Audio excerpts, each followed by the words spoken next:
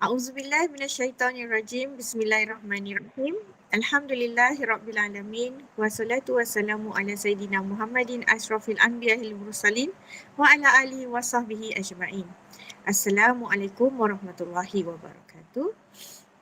Ahlan wa sahlan yang dihormati lagi disegani Al-Fadil Ustaz Muhammad Luqman bin Mahta yang juga penulis buku Asam Garam Rumah Tangga Nabi Muhammad sallallahu alaihi wasallam. Atas kemudian Al-Fadil Ustaz untuk memberi dan berkongsi ilmu di Gemenur Iman. Yang berusaha Ibunda Hajah Rosniati Mansur selaku pengerusi Pertubuhan Gemenur Iman berserta barisan takbir urus yang berdedikasi seterusnya menjadi tulang belakang dalam penganjuran kuliah-kuliah di Gemenur Iman yang sangat dialu-alukan lagi dikasihi jemaah pencinta ilmu serta penyinfa istiqamah pilihan Allah yang dirahmati Allah sekalian. Alhamdulillah kita masih terpilih bagi mengimarahkan kuliah duha pada pagi 5 Syakban 1445 bersamaan 15 Februari 2024. Pada pagi yang berbahagia ini kita teruskan menelusuri pengembaraan di Taman Syurga dengan penceritaan kisah kehidupan suri teladan agung akhir zaman Nabi Muhammad sallallahu alaihi wasallam bersama Al-Fadil Ustaz Muhammad Luqman Mahta dengan kupasan hadis-hadis dalam bab 2 suasana Nabi Muhammad. Pastinya kita semua sudah tak sabar lagi untuk meneruskan penceritaan perjalanan sirah kekasih Allah yang kita cintai ini. Dengan itu saya persilakan Al-Fadil Ustaz untuk memimpin bacaan Ummul Quran bagi memohon keberkatan majlis pada pagi ini, seterusnya memulakan kuliah kita pada pagi berbahagia ini. Falyatafadhal maskura ya Ustaz. Terima kasih Puan Irma. Assalamualaikum warahmatullahi wabarakatuh. الفاتحة. أعوذ بالله من الشيطان الرجيم. بسم الله الرحمن الرحيم. الحمد لله رب العالمين الرحمن الرحيم مالك يوم الدين إياك نعبد وإياك نستعين اهدنا الصراط المستقيم صراط الذين أنعمت عليهم غير المغضوب عليهم ولا الضالين آمين. إن الحمد لله نحمده ونستعينه ونستغفره ونعوذ بالله من شرور أنفسنا ومن سيئات أعمالنا من يهده الله فلا مضل له ومن يضلله فلا هادي له أشهد أن لا إله إلا الله أشهد أن محمدا عبده ورسوله اللهم صل وسلم على سيدنا وحبيبنا وشفيعنا ومولانا محمد وعلى آله وأزواجه وذرياته وأصحابه ومن تبعهم بإحسان إلى يوم الدين اللهم علمنا ما ينفعنا وانفعنا بما علمتنا وزدنا علما. Ya Allah, ajarkanlah kami ilmu yang bermanfaat, jadikanlah bermanfaat segala ilmu yang Engkau ajarkan kepada kami, serta tambahkan lagi ilmu kepada kami. Allahumma barik lana fi Sya'ban wa balighna Ramadan. Ya Allah, berkatilah kami dalam bulan Sya'ban ini dan sampaikan kami kepada Ramadan akan datang nanti. Amin ya rabbal alamin.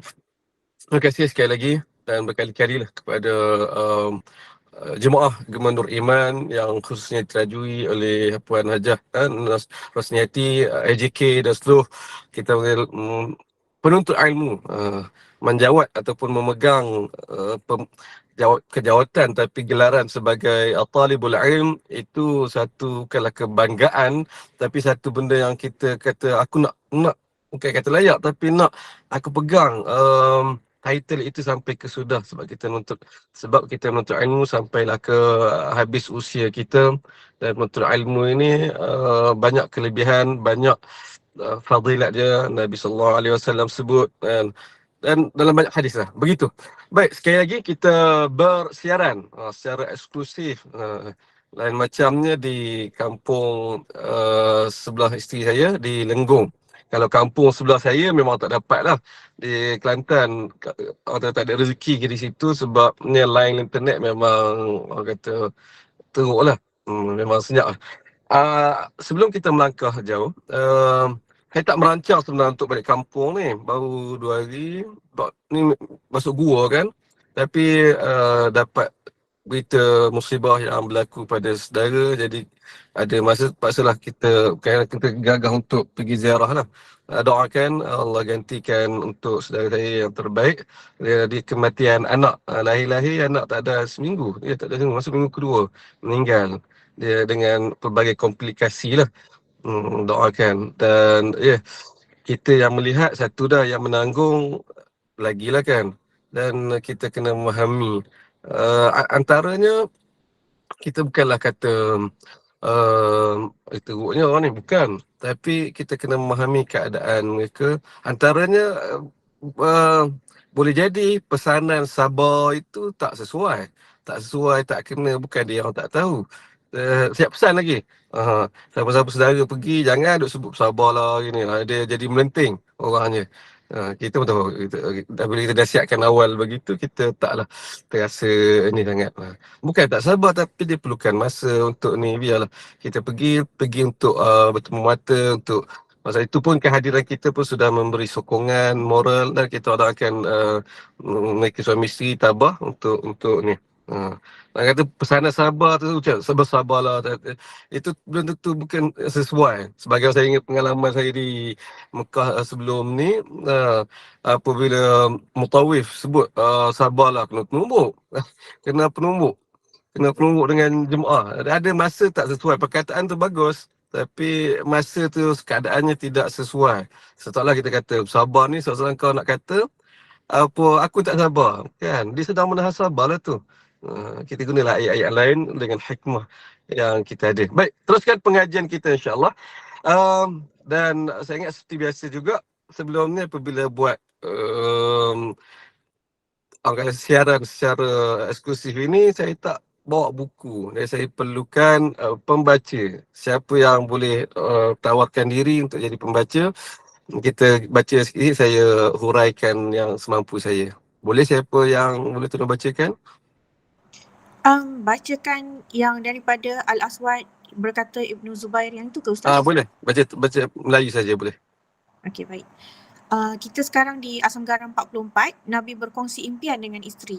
Daripada Al-Aswad berkata, Ibnu Zubair pernah bertanyaku, Aisyah banyak memberi tahu rahsia kepada kamu. Baik, Ada apa-apa sama, ada apa-apa? ada apa-apa yang pernah beliau ceritakan kepadamu tentang Kaabah? Okey, baik. Yang pertama. Baik, kita ni masuk pada hadis yang keberapa tu, 44 dah.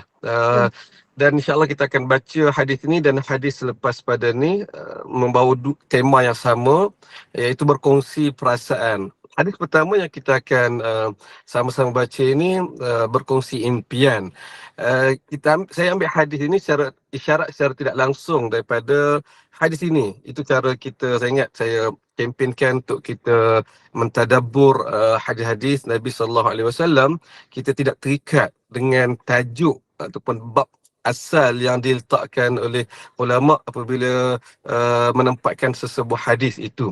Hadis yang kita baca ini Imam Bukhari, saya ingat hadis Bukhari letak dalam bab yang lain tentang Kaabah dan sebagainya. Tapi kita melihat menyurut dari sudut rumah tangga, kita boleh ambil inspirasi isyarat di situ, lalu kita letakkan dengan tajuk ataupun sudut pandang Nabi berkongsi impian dengan isteri. Dan sudah tentulah bukan ini sahaja momen babaknya Nabi berkongsi impian dengan isteri dan juga dengan sahabat Nabi. Bukan, banyak sekali, bahkan lebih meluas. Umat Islam itu hidup dengan motivasi masa depan, dan bukan sekadar motivasi masa depan itu di akhirat semata-mata, itu sudah tentu, tetapi Nabi membakalkan umatnya dengan inspirasi, harapan masa depan di dunia lagi. Kalau kita boleh ingat beberapa peristiwa, antaranya masa perang Ahzab, masa Nabi pukul batu yang payah untuk nak dipecahkan, kecil-kecil lalu diangkut batu tu yang ada di tengah-tengah parit itu, lalu mereka terpaksa mengadu kepada Nabi. Lalu kat situ sahabat Nabi bertuah dapat menyaksikan mukjizat Nabi. Nabi pukul batu, pecah sikit, pukul, kedua pecah, 3 kali pukul. Setiap kali pukul tu apa Nabi sebut, ya. Nabi bayangkan akan jatuhnya istana putih di Parsi, akan jatuhnya ni, itu padahal masa itu Nabi dan para sahabat Nabi duduk di satu tempat yang terpencil. Tak terbayang pun mereka ni boleh pada masa itulah, dengan situasi itu boleh meruntuhkan dua empayar besar pada ketika itu, Rom dan Parsi. Tetapi begitu, sahabat Nabi hidup dengan wawasan yang besar.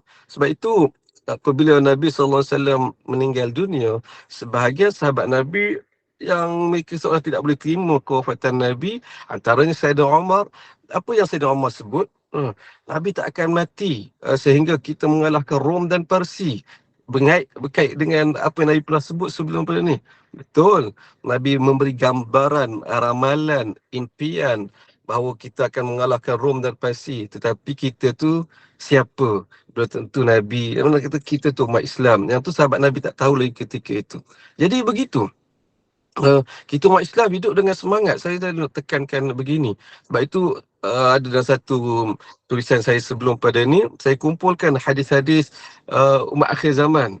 Yang kita satu pihak kita melihat satu keadaan, um, ada kecenderungan untuk nak tatabu', iaitu nak ikut, nak tunggu tanda-tanda kiamat. Ni. Lepas tu dia kalau tak kena cara, saya melihat keadaan seorang seperti dalam terlalu menumpukan hal ini, dia begitu pasif orangnya, sikap dia.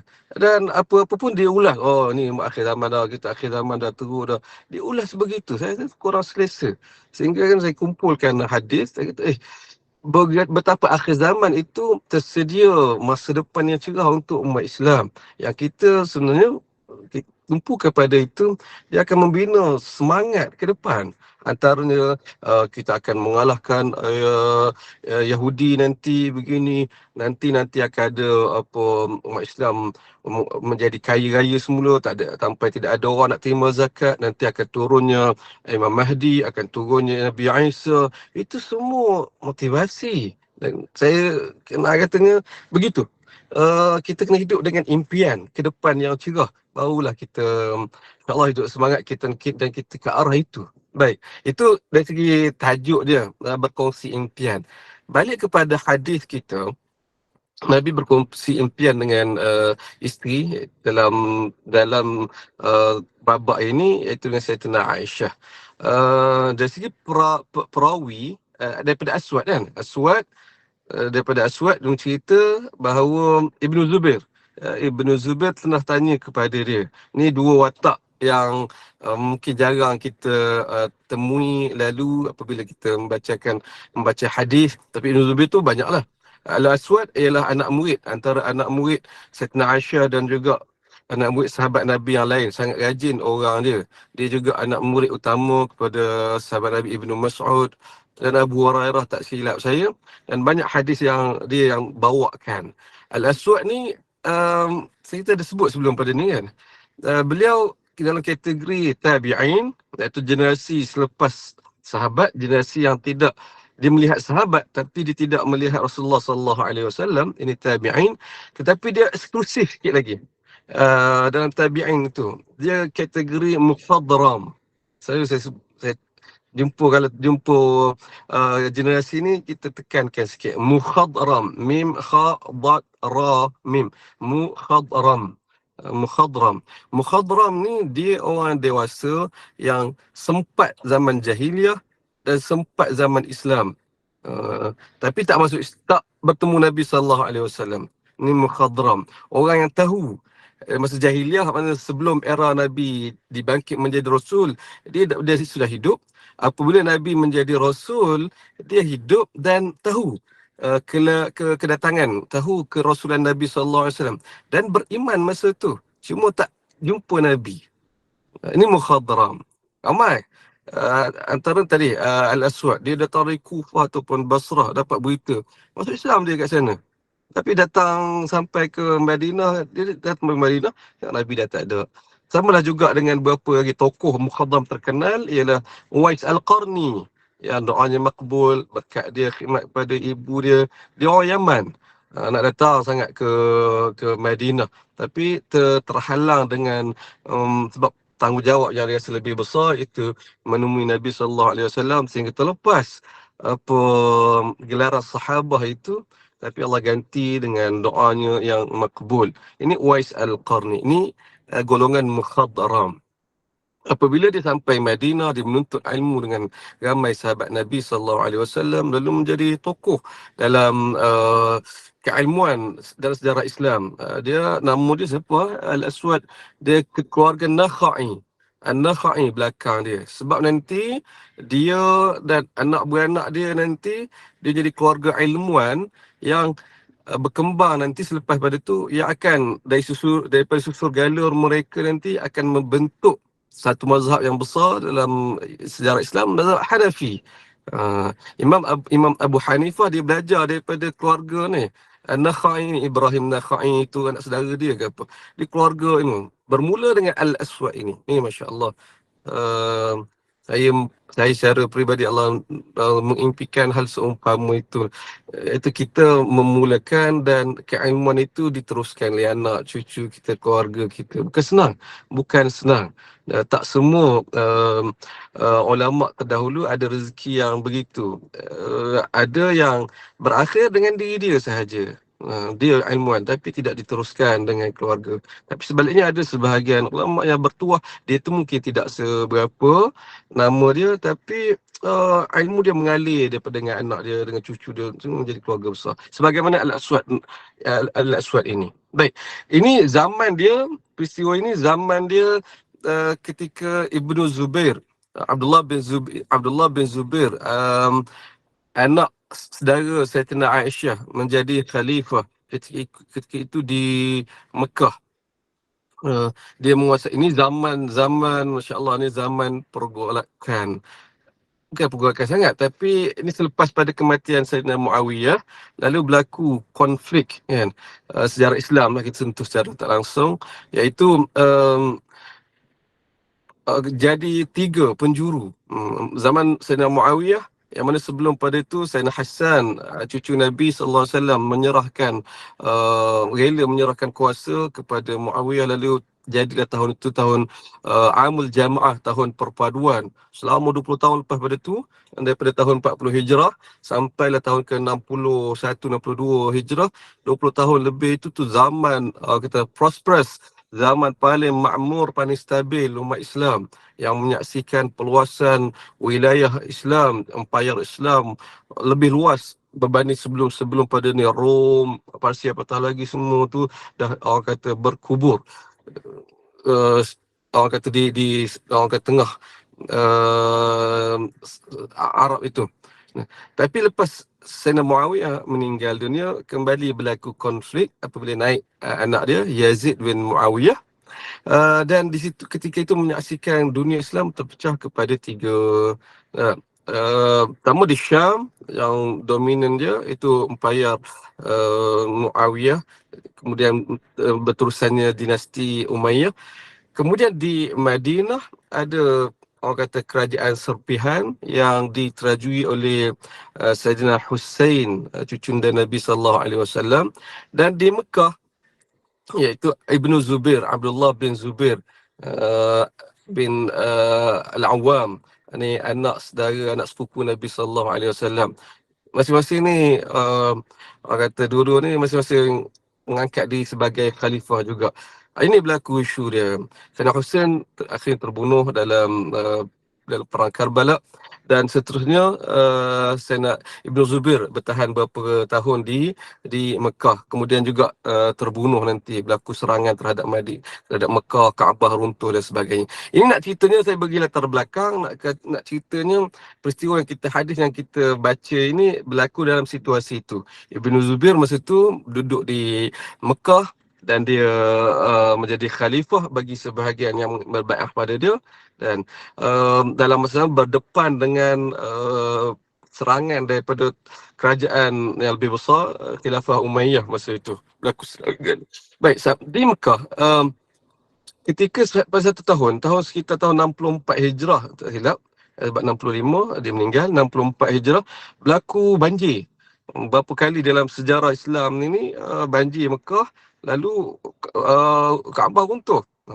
Dan di sinilah timbulnya hadis tadi. Dia tanya Aswad mungkin ada ketika itu di situ jugalah. Dia kata, apa dia kata, Sayyidatina Aisyah, banyak cerita kat awak ni. tusiru ilaik, banyak cerita benda-benda yang orang kata yang bukan eksklusif, yang ramai orang tidak tahu. Ni di luar apa, di luar kuliah umum kan, tu biasa. Dan ini adab ataupun satu tips yang kita boleh ambil dalam menuntut ilmu, iaitu kita mendampingi guru kita. Beza kita dengar kuliah, kita ikuti dia secara kuliah umum, lain kita akan dapat ilmu perkongsian yang sama orang lain dapat. Tapi bila kita ekstra, habis orang kata laburkan ekstra masa, kita lepas pada tu kita berjalan mengiringi dia pergi ke apa, dia balik ke kereta dia, ataupun kita teman dia pergi makan kat situ, dapat ilmu-ilmu lain lagi. Kat sini lah kelebihan Al-Aswad banding anak murid yang lain. Orang lain habis kuliah, habis lah.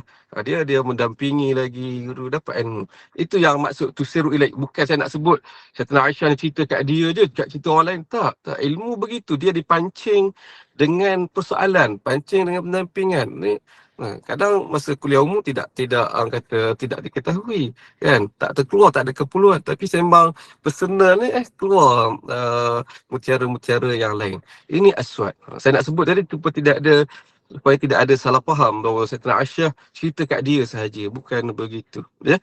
Jadi Ibnu Zubair kenal ni, walhal Ibnu Zubair juga orang kata banyak mengaji dengan ibu mak saudara dia juga. Tapi dia masa itu dia terlibat dengan politik, dia banyak mungkin berfokus ke lain, jadi ada benda-benda yang telah lupa.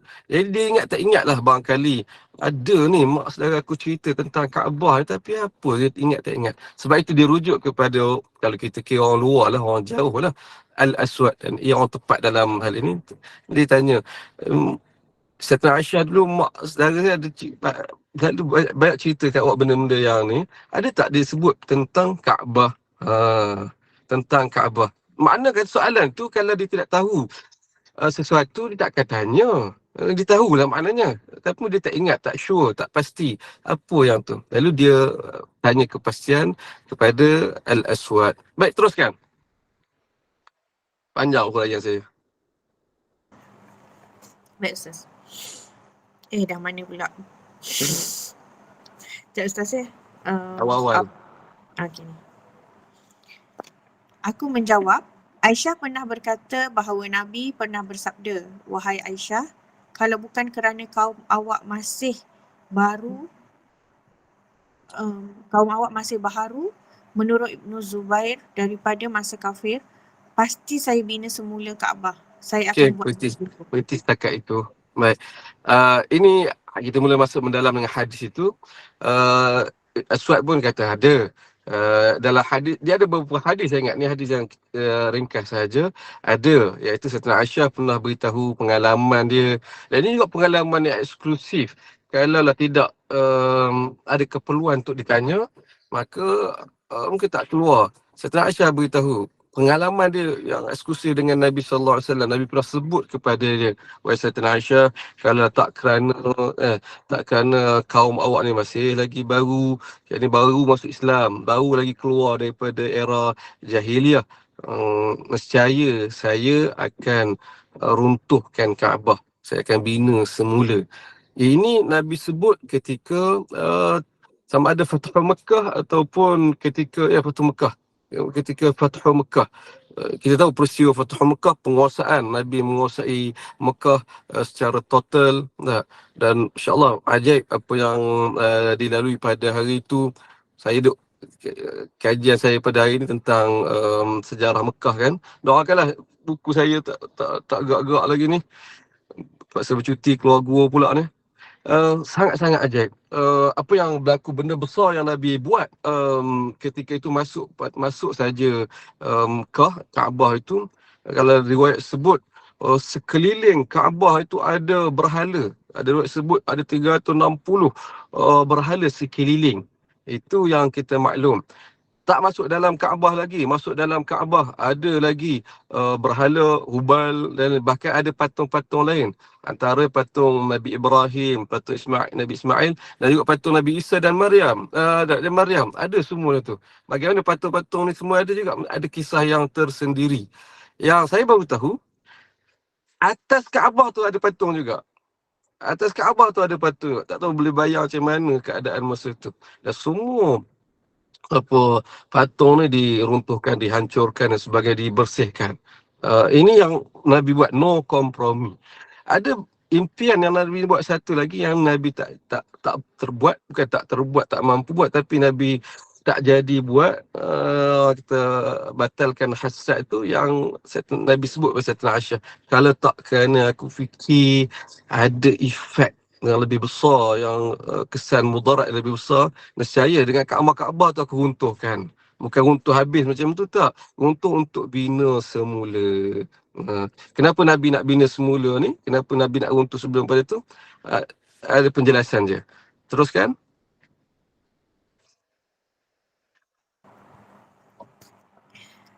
Saya pasti semula bina Kaabah tu kan, saya akan buat 2 pintu. Satu pintu masuk dan satu pintu keluar. Lepas tu Teruskan. pada kemudian hari, Ibnu Zubair melaksanakannya. Riwayat Al-Bukhari. Kira Al-Bukhari. Apa perincian dia? Imam Bukhari letak kat mana hadis tu? Macam mana Ustaz tadi? Ada Al-Bukhari, ada tulisan yang tak berapa nampak tu. Kitab apa, bab apa? Baik. Kitab ilmu bab meninggalkan pilihan kerana bimbang ada pihak tidak memahaminya sehingga melakukan kesalahan yang lebih besar. Masya Allah, betul. Ini Masya Allah, ni kebijaksanaan Imam Al-Bukhari. Peristiwa itu peristiwa dia. Tetapi apa Imam Bukhari bawa dari sorotan ke sorotan yang lain dalam kitab ilmu, dalam bab tadi, prinsip. Daripada hadis ni, peristiwa Nabi ni, ada prinsip yang Imam Bukhari saring untuk jadi kata prinsip bertindak kepada kita. Iaitu kadang ada ketika, ada keperluan kita tak buat benda yang baik, benda yang orang kita boleh buat, tak salah buat. Kita tak buat kerana menjangkakan kalau kita buat ada mudarat, ada bahaya yang lebih besar. Ini prinsip bertindak yang Nabi ajar, yang terkandung dalam peristiwa ini. Itu insyaAllah Imam Al-Bukhari. Itu satu. Sebelum pada itu, apa yang hasrat Nabi SAW, Nabi nak bahawa dalam hadis yang lain, Nabi nak bina semula Kaabah sebagaimana Kaabah binaan asal Nabi Ibrahim. Yang ni saya mohon saya kena huraikan lebih lanjut. Ya. Kaabah yang ada pada hari ini, yang kita cuba ibu-ibu bayangkan Kaabah hari ini, gambaran dia berpetak kan, segi empat tepat, tapi taklah tepat sangat. Dia bukan kita kata sama panjang, sama lebar, tak. Dia beza. Cuma kita nampak macam segi empat sama, kan. Kemudian di bahagian Hajar Ismail tu, di sebelah tu ada Hajar Ismail lengkungan, lengkungan yang disebut Hajar Ismail. Baik. Itu Kaabah hari ini. Kaabah zaman Nabi Ibrahim jauh berbeza. Nabi SAW nak kembalikan dalam bentuk Kaabah zaman Nabi Ibrahim alaihi salam. Pertama, apa beza dia? Kaabah yang ada pada ketika itu, zaman Nabi menakluki Mekah, pada ketika itu, pertama, Kaabah itu ditinggikan. Dia ada beam, tinggikan. Ada tangga nak masuk ke dalam Kaabah. Walhal Kaabah zaman Nabi Ibrahim, di Nabi Ibrahim, dia berlantaikan tanah. Tak ada tangga, masuk direct macam tu. Baik, itu. Kemudian tak ada pintu. Zaman Nabi Ibrahim tak ada pintu, daun pintu ni kena buka, ada kunci, tak ada. Zaman Quraisy itu ada pintu, ada kunci lagi. Lagi zaman Nabi Ibrahim ada 2 pintu, pintu keluar, pintu masuk. Tapi ada riwayat sebut ada 1 pintu sahaja. Ini ada khilaf lah, tak apa. Zaman Quraisy ada 1 pintu, pintu belakang tu ditutup. 1 pintu saja. Ada keperluan dibuat ni. Sebab orang Quraisy masa tu alang-alang kita bina semula Kaabah, sebab runtuh juga sebab banjir. Kita buat pintu, tinggikan sebab tak nak orang mudah-mudah masuk. Nak kawal kawalan trafik. Lagi Kaabah Nabi Ibrahim, dia tidak ada atas, tidak ada atap. Zaman Quraisy ada atap. Ni ada keperluan lah untuk dari segi hujan dia, dari segi ni beza. Lagi yang besar yang perbezaan yang besar ialah saiz itu sendiri, kan? Saiz itu sendiri. Itu zaman Kaabah zaman Nabi Ibrahim dia lebih memanjang. Lebih memanjang dalam 6 hasta. Manakala zaman Quraisy dibina semula, Kaabah itu dah kurang 6 hasta. Bahagian mana yang kurang itu? Di bahagian Hijr Ismail. Sebab apa kurang? Kurang tu kita tahu kisah dia. Apabila Quraisy nak bina semula Kaabah, mereka dah set dah, mereka dah tetapkan prinsip dia. Kita keluar belanja untuk beli barang, beli babi ni dengan duit halal kita saja. Tak boleh duit riba, duit beli barang guna kata perniagaan yang tidak patuh syariah. Dia orang pun tahu, rasa tak kena perjudiannya apa semua, kita tak boleh buat belanja. Jadi sikit lah, tak berapa cukup lah sekadar itu yang menjadikan Kaabah yang Quraisy itu kurang sebagai itu. Lalu dibuatkan Haji Ismail dan sebagainya. Itu gambaran. Saya tengah rangka lagi. Saya nak bagi gambaran, saya nak buat lakaran. Kalau ibu boleh bayangkan Kaabah Nabi Ibrahim dari pandangan sisi atas, kan, kita boleh tahu tu, dia dalam bentuk bulat. Kalau hari ni petak, ini petak, kemudian di samping tu ada lengkung Hijr Ismail. Kaabah Nabi Ibrahim dia dalam bentuk dari sisi pandangan atas, dalam bentuk kita sebut dia bulat, apa, peluru, kan. Di sebelah ni straight, dia ada orang kata ni bucu Hajar Aswad, yang ke sini bucu rukun Yamani. Nah, kemudian ke depan ni dia melengkung. Dia melengkung. Nah, sebab itu Kaabah asal dia ada dua bucu saja. Rukun Yamani dengan Hajar Aswad. Kemudian yang sekarang ni baru ada 4, tambah rukun Syami dengan rukun Iraqi. Itu bentuk asal Kaabah. Bentuk asal Kaabah zaman Nabi Ibrahim. Baik. Ini yang Nabi nak buat. Tapi Nabi tak buat sebab tadi atas pertimbangan yang tu tadi. Dan mari zaman Ibnu Zubair, apabila dia menjadi khalifah dan ada keperluan Kaabah runtuh sebab hujan dan terbakar, sebelum pada tu dia bina semula, dia rombak Kaabah itu, dia bina dengan model yang Nabi SAW nak itu. Jadi berlaku isu, memang berlaku. Kebimbangan Nabi itu ada asasnya. Bahkan yang ada pada masa itu juga ialah Ibnu Abbas, Abdullah bin Abbas. Saya baru baca, jumpa riwayat dia larang. Dia bagi pandangan tak usah buat lah. Sebab bukannya salah pun. Sebab kalau kata benda ni salah, sudah tentu Nabi akan umat masa tu, no kompromi. Tapi makna kata ni boleh diterima. Nabi tak ni sebab tadi lah kebimbangan, tak usah buat. Ibn Zubair nak buat juga. Sudut dia lah, ijtihad dia. Dia sebagai khalifah dan dia nak orang kata merealisasikan hasrat Nabi SAW, dia buat. Dan sungguh, pada peringkat awal orang jadi marah kat dia gini-gini apa ni. Benda yang selama ni macam tu dah tak semua tahu hakikat sebenar. Dan tidak bertahan lama pun. Tak sampai setahun saya ingat. Tahun yang berikutnya, berlaku serangan tentera Hajjaj. Mana? Berlaku serangan tentera Hajjaj untuk Kaabah tu. Runtuh Kaabah sikit, lalu dibina semula sebagaimana dalam bentuk kekal hari ini. Wallahualam. Panjang saya punya huraian. Hai, keluar. Habis tadi mana apa tipu tu? Anak saya duk menipu, duk kumpul riang-riang dari semalam lagi. Musim riang-riang sini. Baik, teruskan. Kita dah masuk hadis kedua ya Ustaz? Ada yang kedua. Boleh tak kita baca? Kita cuba baca sekali lagi sama-sama. Okey, boleh. Bayan bin Amru menceritakan kepada kami bahawa Yazid pernah menceritakan kepada kami bahawa Jarir bin Hazim pernah menceritakan kepada kami bahawa Yazid bin Ruman menceritakan daripada Urwah daripada Aisyah bahawa Nabi suatu ketika berkata kepadanya, "Wahai Aisyah, kalaulah bukan kerana kaum awak masih baru keluar dari zaman jahiliyah, tentu saya sudah arahkan agar Kaabah dirobohkan. Selepas itu, saya masukkan semula bahagian yang pernah dikeluarkan. Saya akan biarkan bentuknya sama dengan permukaan tanah. Saya akan buat 2 buah pintu, pintu sebelah timur dan pintu sebelah barat. Saya akan bina semula atas tapak asal Ibrahim. Hadis inilah yang membawa Abdullah bin Al-Zubair merobohkan Kaabah. Sambung lagi Ustaz?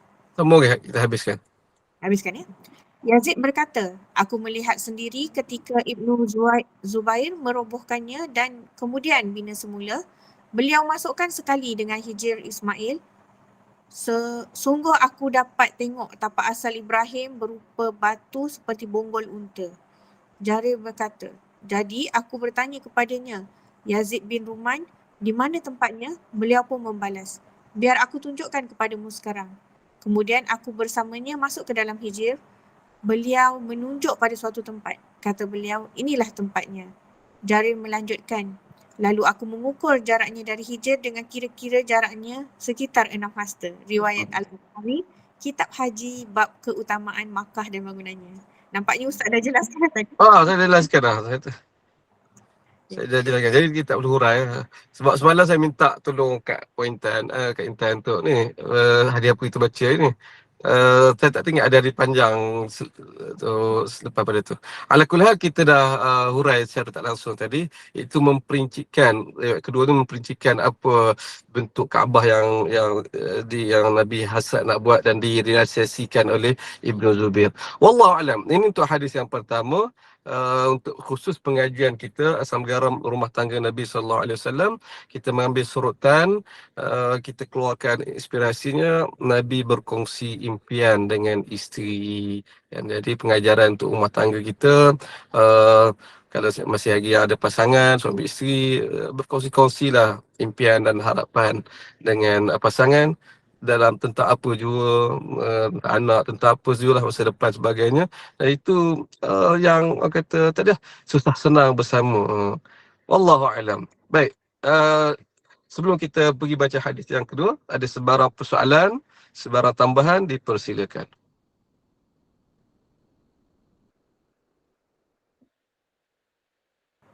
Silakan jemaah. Jelas semua ya? Kita fokus banyak pada yang lain. Baik, saya ingat ramai angkat tangan ni. Tak ada, kita baca hadis yang kedua. Kita terus baca hadis yang kedua, dipersilakan. Ya. Asam garam 45. Nabi berkongsi kebimbangan dengan Zainab. Allah. Daripada Ibnu Syihab, daripada Urwah bin Zubair bahawa Zainab binti Abu Salamah menceritakan kepadanya daripada Ummu Habibah binti Abu Sufyan, daripada Zainab binti Jahsy bahawa satu hari Nabi menemuinya dalam Berita situ kebun. boleh? Okey, kita berhenti situ dulu. Maaf, saya potong. Kita dalam masa sama, kalau ibu boleh perasan pengajian kita, kita tumpukan yang utamanya tumpukan kandungan tu lah. Tapi saya cuba kongsikan juga teknikal hadis, bagaimana ilmu sampai kepada kita. Masya Allah, Islam ni dia bukan main sebut sahaja, tak. Ya, antara belah hadis, kita teknikal sebuah hadis itu disampai melalui rantaian perawi, kan, yang kita masukkan dalam buku ini peringkat tabi'in dan sahabat saja, sahabat Nabi sallallahu alaihi wasallam sahajalah, siapa yang riwayat untuk nak beri gambaran kepada kita. Menarik saya ingat untuk hadis yang pada ni panjang, saya letakkan nama-nama tu daripada siapa, Urwah bin Zubair, daripada ni. Ini kalau kita nak hurai satu-satu, saya tak ingat siapa nama tu. Ni adalah kita orang dekat-dekat, orang anak beranak, kan. Boleh baca sekali lagi siapa nama dia mula-mula tu? Daripada Ibnu Syihab, daripada Urwah Okey, bin Ibn Syihab ni tabi'in, Imam Az-Zuhri, Imam besar dalam yang mengumpulkan hadis-hadis peperangan Nabi ni, Ibn Syihab. Sirah kita ini antara tokoh awal yang mengumpulkan. Ini Imam Syihab Az-Zuhri. Okey. Dia tahu hadis ini daripada siapa? Urwah bin Zubair. Ya. Ya, Urwah bin Zubair. Urwah bin Zubair. Urwah bin Zubair adik kepada Abdullah bin Zubair yang menjadi watak dalam hadis kita yang pertama tadi. Dia juga anak saudara Sayyidatina Aisyah, anak sepupu Nabi sallallahu alaihi wasallam. Ni ialah tokoh tokoh ulama zaman tabi'in, zaman Mekah, Madinah pada zaman itu, satu zaman kemuncak dia, itulah pusat ilmu utama umat Islam, dunia Islam, kemudian sebelum tersebar ke tempat lain. Zaman kemuncaknya dia ada ulama sab'ah, ada 7 orang ulama, antara ialah Urwah bin Zubair. Hari ini kesan dia masih ada di Madinah, ada lagi istana dia, rumah dia, ni sangat-sangat ni. Urwah bin Zubair. Baik. Urwah bin Zubair terima hadis ni daripada siapa? Zainab binti Abu Salamah. Zainab binti Abu Salamah. Ni kalau siapa hubungan dia lah. Zainab binti Abu Salamah ni anak tiri Nabi lah. Anak kepada Ummu Salamah. Zainab binti Abu Salamah cerita kepada Urwah bin Zubair. Baik. Zainab binti Abu Salamah dengar hadis ni daripada siapa? Ummu Habibah binti Abu Sufyan. Dia dengar daripada Ummu Habibah. Dia tak ingatkan dia dengar daripada mak dia kan, Ummu Salamah. Tak. Hadis yang kita akan baca ni dengar daripada Ummu Habibah binti Abu Sufyan, isteri Nabi yang lain, mak tiri dia lah, mak tiri dia. Kemudian Ummu Habibah dengar daripada siapa? Zainab binti Jahsy. Zainab binti Jahsyin. Ni madu dia. Jadi cerita sebenarnya daripada Zainab binti Jahsyin. Ni madu sama madu berkongsi apa yang ni. Ini rumah tangga Nabi SAW. Ada peristiwa yang eksklusif berlaku Nabi dengan seorang isteri ni. Tapi isteri Nabi ni lah yang cerita kepada madu dia, yang cerita kepada ni. Ilmu berkembang. Dan ini antara hikmah kenapa Nabi beristeri, Allah izinkan Nabi beristeri lebih pada 4 ramai. Sebab tadi mereka menjadi pembawa-pembawa ilmu. Mereka perhati apa sahaja berlaku pada Nabi itu. oh, Kalau kena mereka kena cerita, mereka akan pegang, akan sampaikan. Ini tanggungjawab para isteri Nabi SAW. Sebab itu kita sebut berkali-kali dalam hadis rumah tangga ini, hatta peristiwa yang kita, kalau pada kita tak ada cerita ni hal orang kata rahsia dalam rahsia selimut kita suami isteri, itu je bagi hak kita. Tapi bagi hak rumah tangga Nabi tidak begitu. Mereka menjadi model, mereka menjadi teladan. Apa saja yang berlaku dalam rumah tangga kena diceritakan. Isteri Nabi lah yang ceritakan. Baik, untuk kali ini janganlah kita dengar daripada hadis yang diriwayatkan oleh Zainab bin Jahsyin. Jadi hadis ni kita, kalau saya secara peribadi kena rasa rare. Rare ni hadis ni. Sebab Zainab binti Jahsyin yang cerita, dan apa lagi pengalaman eksklusif beliau dengan Nabi sahaja. Apa cerita dia? La ilaha illallah, celakalah bangsa Arab kerana keburukan semakin hampir. Baik, sebelum pada tu macam Nabi pernah masuk rumah dia kan? Ya. Kak Intan boleh tolong? Daripada Abu Shihab, daripada Urwah bin Zubair, bahawa Zainab binti Abu Salamah menceritakan kepadanya daripada Ummu Habibah binti Abu Sufyan, daripada Zainab binti Jahsy, bahawa suatu hari Nabi menemuinya dalam keadaan gemetar sambil bersabda, La ilaha illallah, celakalah bangsa Arab kerana keburukan semakin hampir. Okey, kita berhenti situ. Situasi tu, saya ingat tu ada situasi tu. Nabi masuk ke rumah Zainab binti Jahsyin. Nabi masuk jumpa dalam keadaan, bahasa Arab sebut fazi'an, dalam keadaan panik, gementar. Keadaan Nabi yang kalau ketakutan. Itu situasi atau keadaan Nabi SAW. Nabi masuk rumah, jumpa isteri dalam keadaan begitu. Kemudian Nabi meluahkan ataupun mengeluh, La ilaha illallah, wailul lil Arab min syarrin qad iqtarab. Wail, celakalah, bahasa kita bincang sebelum ni, bahasa ekspresi. Aduhai, teruk ni, teruklah orang Arab daripada keburukan yang semakin mendekat. Orang Arab di sini Nabi maksudkan ialah umat Islam ketika itu. Majoriti umat Islam ketika itu lah orang Arab lagi. Nabi kata, teruk, sudahlah, orang Islam ni keburukan semakin mendekat. Apa keburukan itu diceritakan kemudian. Baik, di sini kita boleh ambil beberapa pedoman ataupun pedoman dalam kehidupan, iaitu akhlak Nabi SAW, satu benda yang merungsingkan, benda yang kita rasa tak sedap, kita luahkan dalam bentuk zikir. Antara zikirnya tadi, satu benda Nabi, kalau kita mengeluh lah, kan, Nabi mengeluh dalam bentuk zikir la ilaha illallah, atau benda yang kita takut disebut begitu. Yang ni kita terapkan dalam kehidupan kita. Dia tidaklah, dia sebagai mengganti latah ataupun perkataan-kataan yang tidak ada pahala dia. Baik kita tukar dalam bentuk ini, kan. Tengok dulu la ilaha illallah. Teruknya bermula dengan itu. Itu Nabi buat, tuan-tuan. Dan keadaan ketika itu Nabi panik. Sebab Nabi dapat tengok benda yang manusia tidak dapat tengok, dan Nabi ceritakan itu. Apa keburukan yang Nabi, Allah perlihat kepada Nabi sehingga Nabi gemetar dan sampai mengeluh, mengeluh panjang lah. Apa cerita dia? Seterusnya, pointer. Hari ini terbuka sedikit benteng Ya'juj dan Ma'juj sebesar ini. Baginda membuat bentuk bulat dengan ibu jari dan jari selepasnya. Baik. Itu perkara gaib yang Allah perlihatkan kepada Nabi SAW. Hari ini, hari yang Nabi cerita kepada Ummuna Sayyidatina Zainab itu, dan berbeza dengan kita sekarang ni dah lebih 1400 tahun. Telah terbuka benteng Ya'juj dan Ma'juj sebesar ini, disebut kan, digulung ibu jari dengan jari selepas pada ni, sebesar yang jari ibu jari digulung. Mana dibayangkan begitu. Saya belajar hadis, Syekh akan sebut besar ni. Mana kita dapat bayangkan tu yang Nabi maksudkan besar ini. Ini kesan yang satu perubahan yang signifikan, sebab kita baca hadis tentang Ya'juj dan Ma'juj yang ada dalam hadis-hadis yang lain. Bagi Nabi sebut Ya'juj dan Ma'juj itu terkepung dengan benteng yang dibina zaman Zulkarnain lagi. Ini terangkan dalam Al-Quran, dalam surah Al-Kahfi.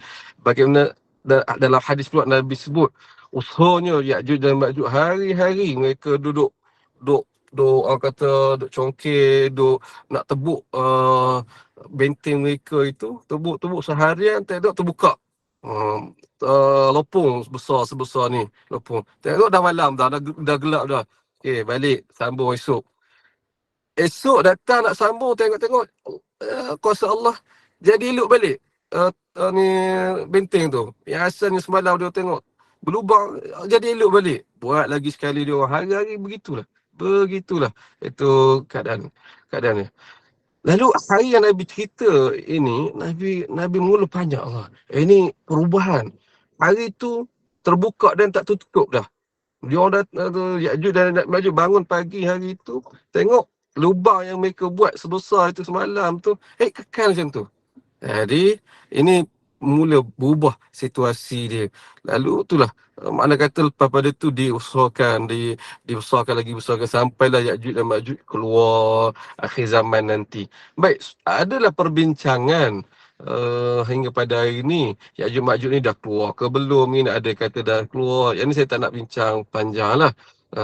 Kalau tanya saya kata tak keluar lagi, sebab berdasarkan kalau keluar lain keadaan dia. Kan ni tak apa, itu di tempat yang lain.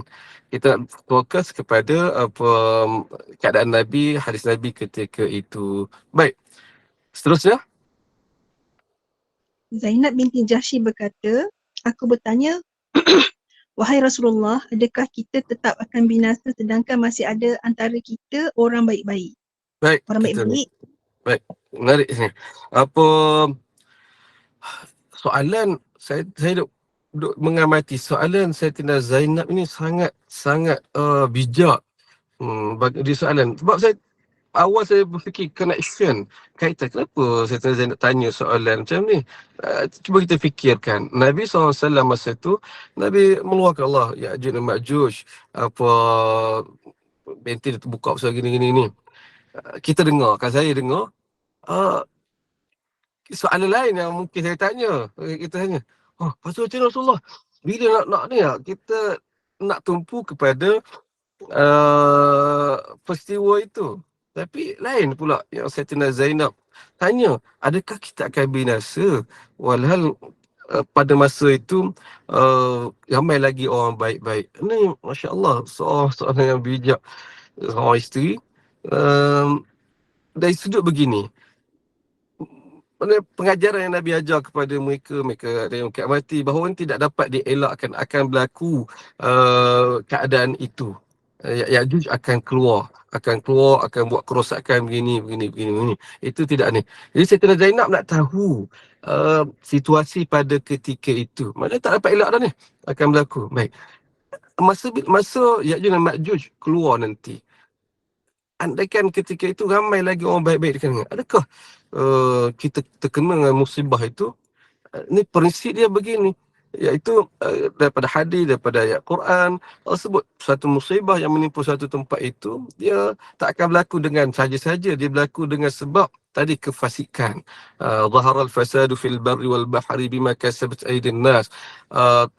Timbulnya kerosakan atas muka bumi, di laut dan di darat disebabkan tangan-tangan manusia. Dia bukannya semudah-mudah kita ni uji Allah Ta'ala, ini orang kata apa, bencana alam, disebut sebagai bencana alam. Ya, luarannya bencana alam, tetapi kita kaji secara seluruh, ada sebab manusia.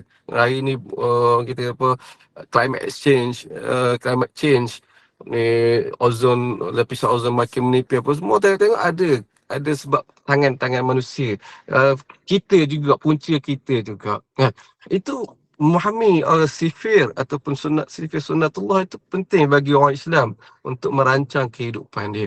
Baik, Sayyidatina Zainab dia tanya soalan yang memberi tambahan. Andai itu berlaku, kita tak buat kerosakan, bukan sebab kita yang menyebabkan datangnya musibah itu. Kita orang baik-baik. Tapi adakah kita turut terkesan? Adakah kita turut terkena? Itu soalan yang sangat bijak, yang patut membentuk akhlak pada kita dalam menghadapi situasi itu. Baik, apa jawapan Nabi SAW? Baginda menjawab, ya, jika keburukan bermaharajalela. Riwayat Al-Bukhari. Ada Imam Bukhari ada letak tampil dalam bab apa? Kitab hadis-hadis yang meriwayatkan tentang para nabi, bab kisah Ya'juj dan Ma'juj. Okey, Ya'juj dan tu tidak. Baik. Itu sabda Nabi SAW, jawapan yang patut menjadi perhatian kita. Sayyidatina Zainab tanya, adakah kita akan binasa, kita terkena juga dengan musibah itu, walhal kita ramai lagi orang baik-baik. Nabi kata, ya, kena juga apabila berleluasa, bermaharajalejanya kejahatan. Baik, yang ni saya nak duduk hadis ni ayat Quran. Kita rujuk pada Quran dalam beberapa tempat. Antaranya dalam surah, saya buat tanda, dalam surah Hud. Surah Hud ayat berapa? 117. Ibu boleh catat bila kita kemudian rujuk semula untuk tengok hal ini. Surah Hud 117. Allah sebut, "Wa ma kana rabbuka liyuhlikal qura bi dhulmin wa ahliha muslihun." Wa ma kana rabbuka, dan Tuhanmu tidak akan liyuhlikal qura, akan membinasakan satu tempat, qaryah, satu kampung, satu kawasan, bizulmin, tak pasal-pasal dengan kezaliman. Allah takkan hancurkan, takkan timpakan musibah, bencana, bala kepada satu tempat itu bizulmin, secara zalim, tak pasal-pasal, sisi tak. Wa ahluha muslihun, sedangkan wa ma kana rabbuka liyuhlikal qura bizulmin wa ahluha muslihun, sedangkan penduduknya, ni penting, sedangkan penduduknya muslihun. Baik, sedangkan penduduknya muslih. Apa maksud muslih? Sebelum pada itu, kita nak cuba banding dengan soalan Sayyidatina Zainab. Sayyidatina Zainab kata, wa fina salihun. Hujung tu, kalau tengok bahasa Arab, teks bahasa Arab, adakah kita akan binasa walhal dalam kalangan kita masih ramai lagi orang salih, salihun.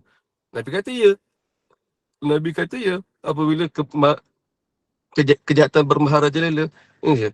Dalam ayat yang kita sebut tadi, Allah kata pula, Tuhan tak akan binasa satu tempat itu dengan tak pasal-pasal, sedangkan dalam kalangan mereka masih ada orang yang muslih.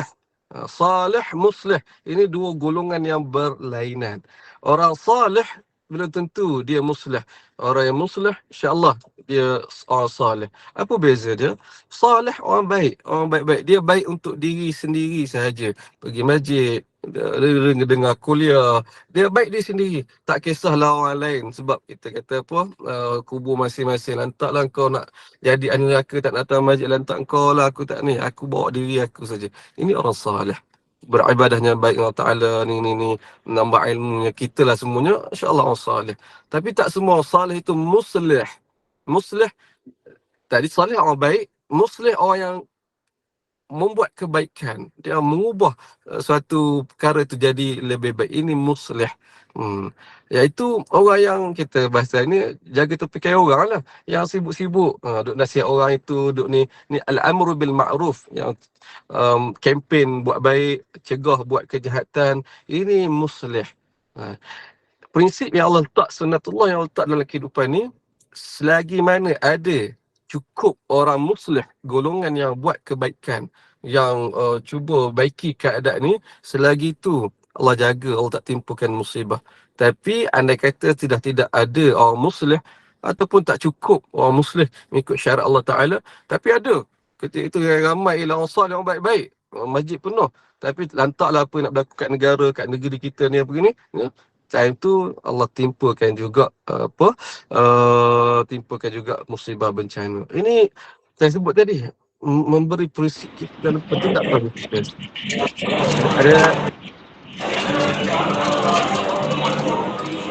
Ada tekan ke apa? Baik. Saya nak bawa satu lagi ayat, nak cerita Allah potretkan keadaan ini. Saya sebut sebagai menjadi asas kita bertindak. Kalau tadi Allah sebut sebagai dalam bentuk kenyataan, wa ma kana rabbuka liyuhlikal qura bidzulmin wa ahliha muslihun, satu statement prinsip umum, dan Tuhanmu tidak akan membinasakan, menimpakan bencana pada suatu tempat sedangkan penduduknya masih lagi berusaha buat kebaikan. Mana kata tempat itu adalah kelompangan, kekurangan itu, tapi ada usaha pembaikan. Usaha pembaikan ini. Allah takkan ni. Baik. Di tempat yang lain pula, saya buat tanda beberapa ayat, tapi ini cukup saya ingat kita buat tempat lain. Dalam teknik yang lain pula Allah buat cerita. Ini Masya Allah Al-Quran. Allah buat cerita pula nak bagi mesej yang sama. Sila rujuk. Kalau nanti ambil catatan, tengok dalam surah Al-A'raf. Surah Al-A'raf daripada ayat 163 sehingga 100, selepas pada itu 166 ataupun 167. Tengok kelompok ayat itu. Kita nak rujuk satu ayat sahaja, iaitu surah Al-A'raf ayat 164. Al-A'raf 164. Di atas ni. Muka surat 172. Apa Allah sebut? أعوذ بالله من الشيطان الرجيم وإذ قالت أمة منهم لم تعظون قوما الله مهلكهم أو معذبهم عذابا شديدا قالوا معذرة إلى ربكم ولعلهم يتقون. Maksud dia, wa idh qalat ummatun minhum, dan ingatlah ketika ataupun tak kala satu kelompok dari kalangan mereka berkata, lima ta'idhuna qauma, dia berkata kepada kelompok mereka yang lain lagi, kenapa kamu duk sibuk-sibuk duk bagi nasihat kelompok yang sebelah sana tu, yang mana Allahu muhlikuhum au mu'adzibuhum adzaban syadid, ya Allah akan binasakan dia, akan hancurkan mereka juga. Apa dia sibuk? Ya, mereka ni buat jahat, sudah confirm ahli neraka, sudah confirm Allah akan hancurkan. Kenapa duk sibuk-sibuk nasihat, duk letih-letih nasihatkan mereka juga? Ini kita huraikan. Ada 3 kelompok ya. Ini satu kelompok A, B dan C. Kelompok B dinasihat kelompok yang C. Kelompok A persoalkan, kenapa kelompok B awak sibuk-sibuk dengan kelompok C tu? Baik. Apa jawapan kelompok B ni yang menasihat kepada kelompok C?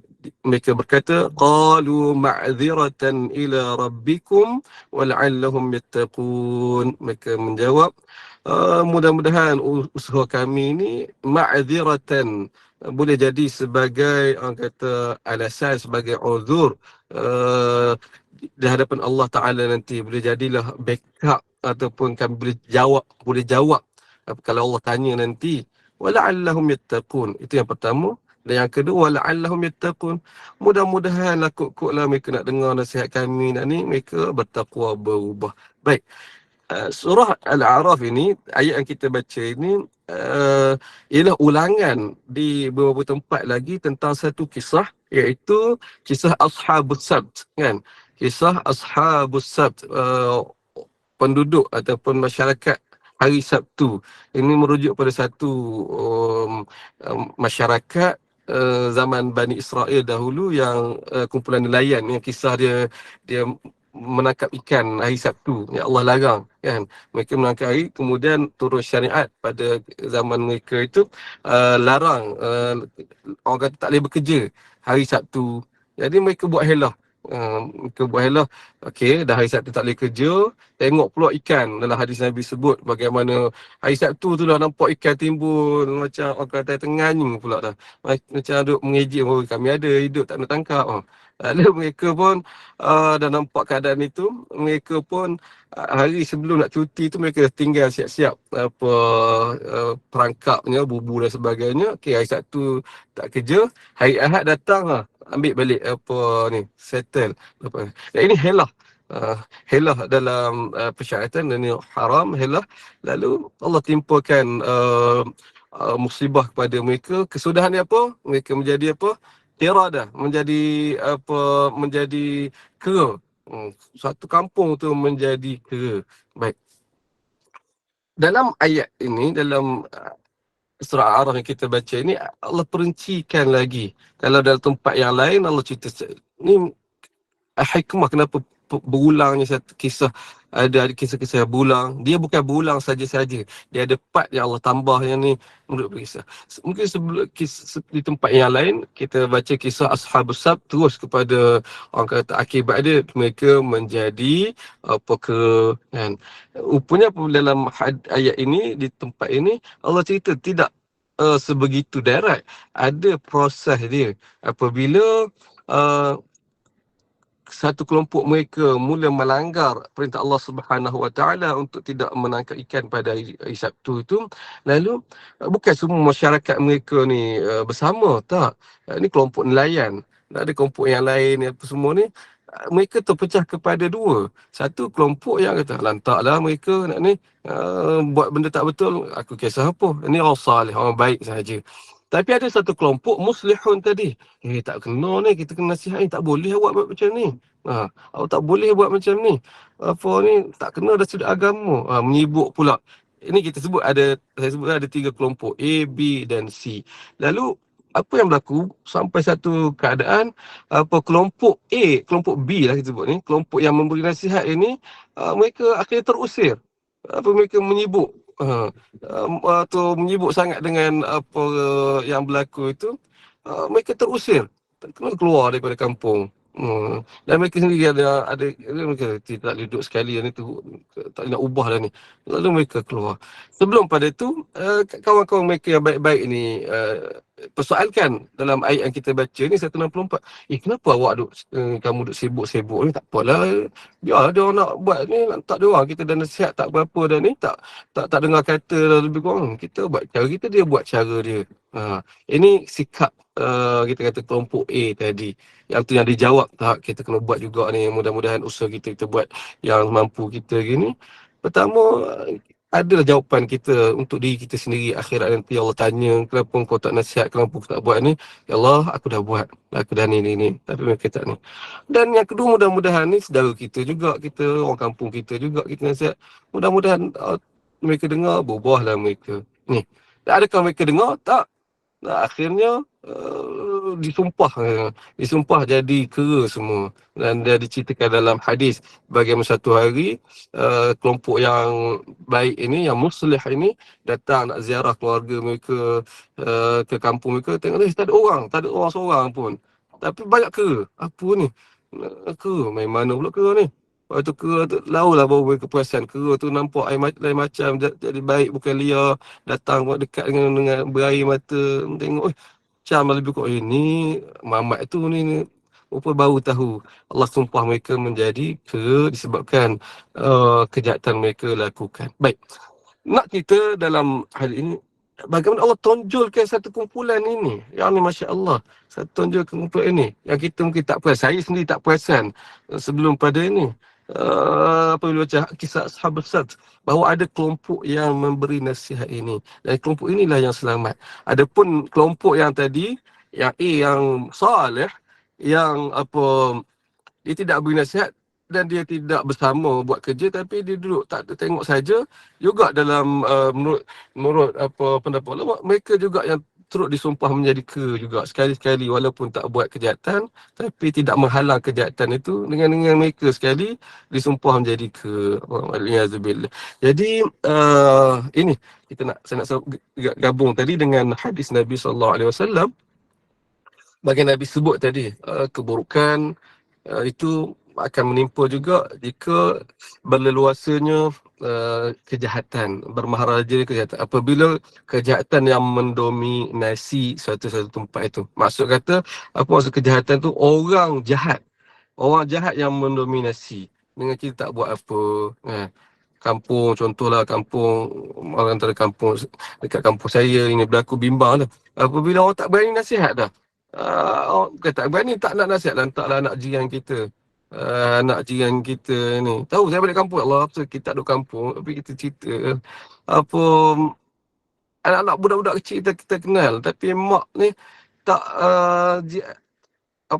makcik-makcik, pakcik-pakcik tak beri nasihat kepada anak-anak tu. Boleh tengok adalah seorang dua bagi nasihat, tegur, mak ayah sendiri yang marah balik. Kau jangan menyebut anak aku, sibuk anak kau.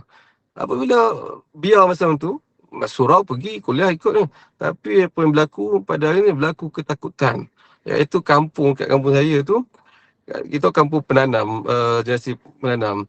Tanam antaranya, ingat mak saya cerita, ni lada solok. Tanam tapi tak boleh kutip. Malam tu budak-budak ni kutip. Bawa sekali dengan dia orang ramai, bawa sekali dengan parah, dengan apa. Tuan rumah duduk dalam rumah saja takut nak ni. Allah, dia kata. Dia kenal siapa budak yang mengutip tu. Anak jiran. Allah kata. Sampai begitu. Mana tengok kesan Allah tunjukkan, bala tu akan kena sekali-sekali dengan orang yang baik. Jadi pengajaran dia, saya nak sebut kita kena menyumbang ke arah kebaikan. Benda tak betul, kita kena usaha untuk ubah. Benda yang baik, kita sama kempen. Tak boleh bawa diri sahaja. Wallahualam, saya nak berhenti setakat ini. Saya serah kepada Puan Irma. Kita buka pada perbincangan.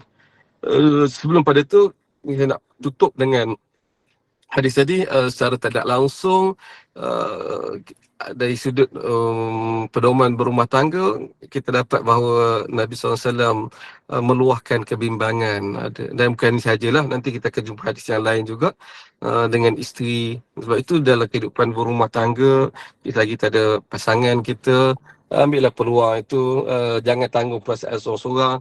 Benda yang baik, ya betul, kita kongsi juga. Benda yang kita rasa rusing, kita luahkan juga. Dan sudah tentulah pihak pasangan sebelah sana perlu memahami peranan itu juga, menjadi pendengar yang baik. Dan ini yang memaniskan, yang mengindahkan, yang nikmatnya dalam berumah tangga. Wallahualam. Baik. Baik jemaah, kita buka slot perbincangan. Kalau ada perkongsian ataupun ada pertanyaan yang boleh kita tanya dengan Ustaz, atau kita relatekan dengan keadaan, macam yang Ustaz cakap tadi lah, kita boleh ambil pedoman ni untuk berbincang tentang apa-apa saja kebimbangan ataupun impian kita kepada pasangan kita, insyaAllah. Silakan jemaah. Nampaknya macam tak ada Ustaz. Tak ada, semua khusyuk. Semua terkesima Ustaz. Sebab apa? saya minta maaf, kita punya kuliah kita ni agak tak selancar sebelum pada ni. Itulah saya tak ada kitab agak ni suara jelas boleh ni. Lancar je, okey je.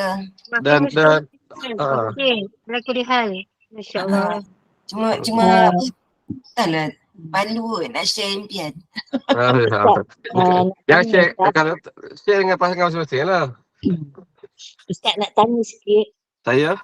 Macam kita pasangan kita, kadang-kadang tu kita ada rasa macam bukan macam dendam. Macam bila kita teringat orang kata memang kita kena ingat benda yang manis-manis je kan. Kadang-kadang tu sekali-sekala tu datang tu dekat kepala kita ke benda yang kita rasa remuk di hati. Allah. Jadi macam mana kita nak orang kata walaupun dah berumur tu dah ni tapi sekali-sekala tu walaupun kita cuba orang kata sekali tu ada juga setan kan dia mengingat ke ni bagaimana kalau kita nak cuba kalau boleh nak hilangkan sebab kita nak dapat keredaan ni bukannya senang. Jadi Ustaz boleh terangkan sedikit macam mana? Baik Allah. Saya bukan orang yang dan selayaknya kita menghadapi ujian yang sama. Adapun saya sebagai pengkaji kemudian hadis-hadis rumah tangga Nabi sallallahu alaihi wasallam. Jadi kita ambil pedoman daripada situlah, bukan pedoman saya. Antaranya pertama kita kena akui dan sedar keadaan ini asam garam lumrah yang berlaku. Jadi apabila kita faham hal itu, kita tidaklah begitu orang kata lawan sangat keadaan tu. Aku tak nak bagi ada langsung. Tak, itu mustahil. Akan ada apabila dah luka sudah tentu ada parutnya kan. Apabila tengok parut tu dah hilang sakit tapi rasa sakit dalam ingatan, dalam hati. Itu lumrah. Jadi apabila kita tahu hal ini saya nasihat untuk saya juga. Kita orang kata bukanlah cara dia kita cepat-cepat sekali ke lain fikiran dia untuk nak hilang. Kata saya mustahil lah. Dah luka, lekat parut. Ni memang bagaimana kita ni kita bertindak dari situ. Pertama kita jangan duk fikir sangat. Yang kedua apa yang boleh kita ubah lebih baik untuk jadi lebih baik yang tu kita usahakan. Jadi kita tidak duduk lama pada memikirkan yang lalu masalah tu, tetapi kita berfikir ke depan untuk perubahan, untuk kita ubah lebih baik. Itu satu. Yang kedua, kat sini pentingnya datang doa-doa yang Nabi ajar. Kadang-kadang kita tak rasa, kita rasa orang kata tak perlu, tetapi mai keadaan ni perlu. Antara ini doa yang Nabi jadi doa yang Nabi sendiri lakukan dengan rutin dan sangat-sangat kita perlukan. Saya beramal dengan doa ini dan dengan memberi perhatian bahawa Allah aku rasa berkat doa ini dah, bukan sebab kata aku berjaya ubah keadaan diri aku jadi lebih baik. Tak. Tapi boleh jadi dan saya yakin sebab doa ini. Doa apa dan doa ni doa yang semua kita maklum. Iaitu Nabi doa berlindung. Doa berlindung daripada perkara-perkara. Apabila kita bertumpuan, kita cuba tengok pada apa doa yang Nabi ajar. Jadi kita nak pecah boleh jadi pecah pada dua kelompok doa. Pertama doa minta sesuatu. Yang kedua doa minta jauh daripada sesuatu. Dia sama banyak sama kepuluhan itu. Kadang kita banyak beri tumpuan kepada doa minta. Dia bukan kata salah, tak salah. Tapi kita imbangkan. Kita minta tu, minta cari doa, minta apa, minta ni kan. Baik, tak salah. Tapi jangan lupa. Dan saya melihat yang ni Nabi juga tekan, iaitu doa minta jauh, berlindung kan. Yang ni kita rasa tak kata satu kita tak perlu, rasa macam tak perlu, tak ni. Rupa ni yang kita sebenarnya perlukan, minta berlindung. Apa yang minta minta? Allahumma inni a'udzubika minal hammi wal hazan wa a'udzubika min ajzi wal kasal wa a'udzubika min bukhli wal jubn wa a'udzubika min ghalabati ad-dain wa qahr rijal. Dan ada yang seumpama itu. Baik, apa dua perkara pertama Nabi minta lindung? Allahumma inni a'udzubika, ya Allah, aku minta jauh, aku minta lindung denganmu daripada al-hammi wal hazan, daripada al-ham kebimbangan, wal hazan dan kesedihan. Ini dua perasaan yang silih berganti yang ada dalam lumrah manusia. Tapi Nabi minta kita berlindung daripada itu. Rupanya berat. Inilah berlaku keadaan seperti inilah. Pertama alham. Alham ni iaitu bimbang, rusing. Benda tak berlaku lagi. Benda ke depan. tapi kita duk pusing, duk ni, boleh tak jadi buat kerja. Yang ni benda Nabi minta kita berlindung. Nabi sendiri berlindung. Ya Allah, janganlah aku ni duk main. Orang kata tak boleh fikir benda buat kerja lain, duk orang kata tak luki dengan alham, dengan perasaan bimbang, gusar, rungsing ini. Ini penting. Makin ke hujung, saya tengok, saya pun tak jauh-jauh lah. Kita tengok mak kita, orang kita apa, belajar daripada sekeliling. Ya, kita makin ke depan ni sebenarnya kita lagi baik teruji dengan ini. Kita lebih letih dengan memikirkan benda yang tak berlaku dah, kita urusing daripada ni. Tu ujian tersendiri. Wah, ni anak nak kerja. Macam saya sekarang ni, kalau anak sambung belajar, bincang isteri macam mana ni. Benda tu tak boleh tidur sampai. Dari ni Allah datang pentingnya doa tadi. Allahumma inni a'udzubika minal kebimbangan. Wal hazan, gabungan dia wal hazan, iaitu kesedihan, kekecewaan, ralat benda yang sudah berlaku. Yang ni lah mungkin boleh kait dengan ibu tanya tadi. Ada benda-benda yang masa lampau tak berkaitan dengan kita pun, berkaitan dengan orang lain. Tadi melukakan hati kita ke, buat kita rasa tersimpan walaupun orang tu dah minta maaf, kita pun dah hubungan baik, tapi disebut tadi luka tetap ada.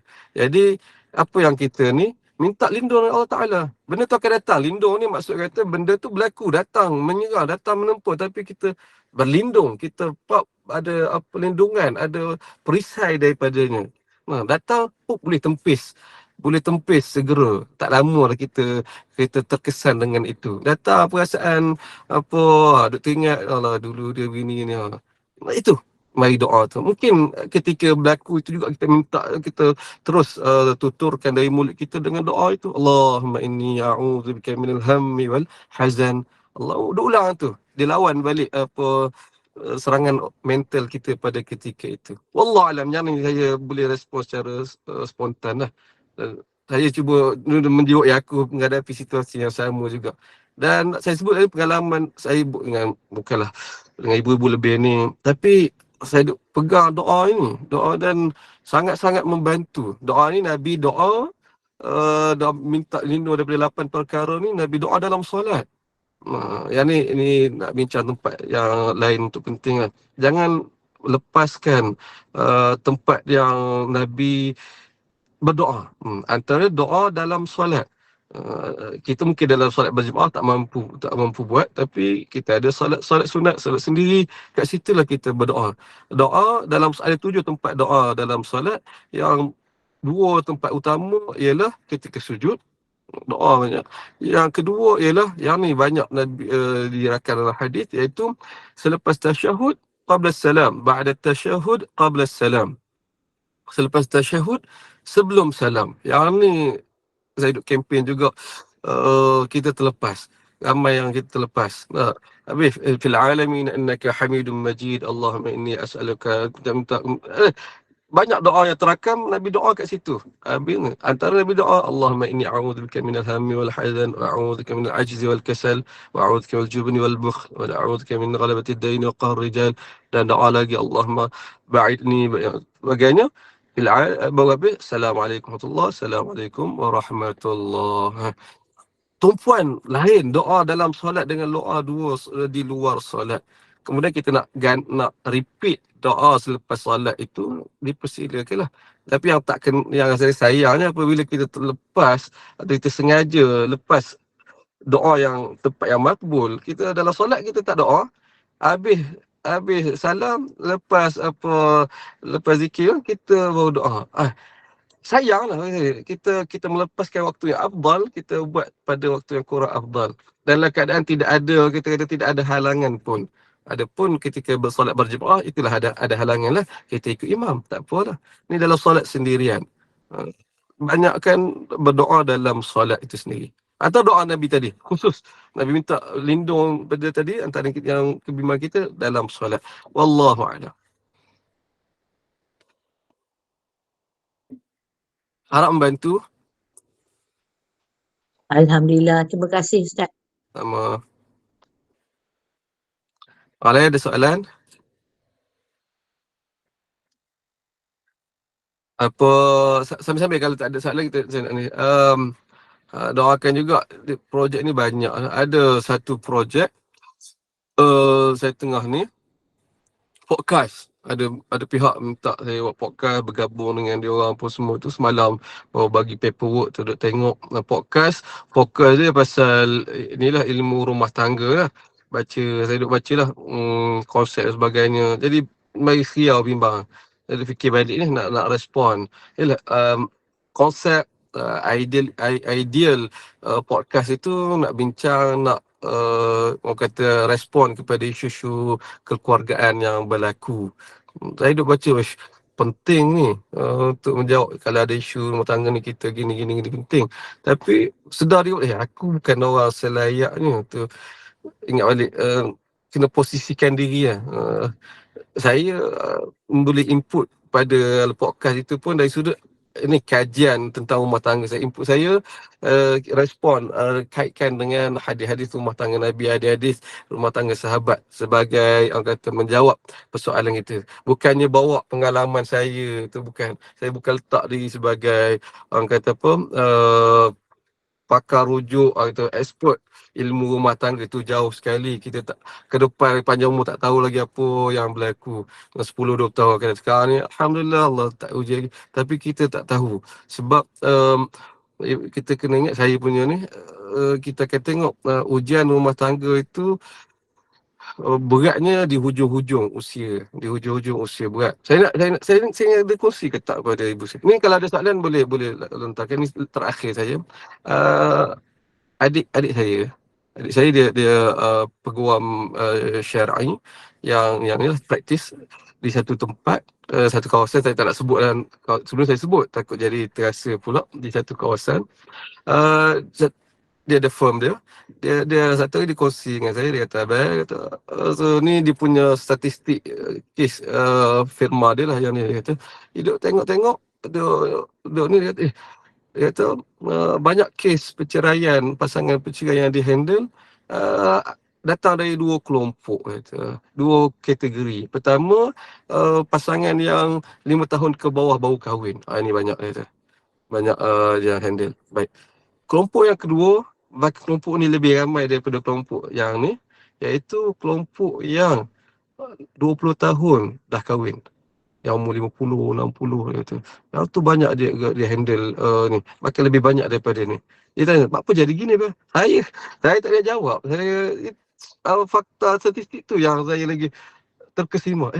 Tak sangka kes perceraian banyak berlaku dalam pasangan yang telah lama.